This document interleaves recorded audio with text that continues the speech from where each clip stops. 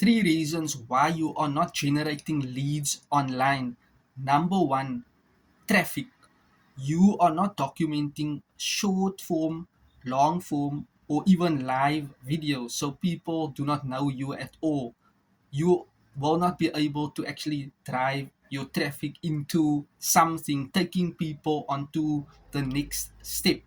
Number two, you do not have a capture page that actually captures people's email address so that you are building your business with an email list. Remember, building an email list is assets, that is a system, right? Traffic is a system. A capture page offering something for value, free value, is a system. And number three, you do not have a follow-up system that has an email sequence.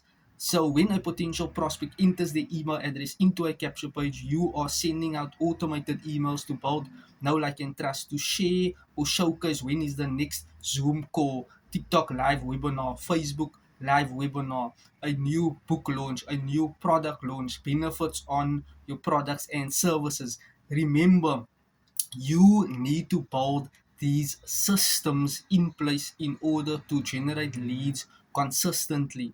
If you want to learn more, drop me a comment for, and you can have my proven system on how to generate leads consistently online.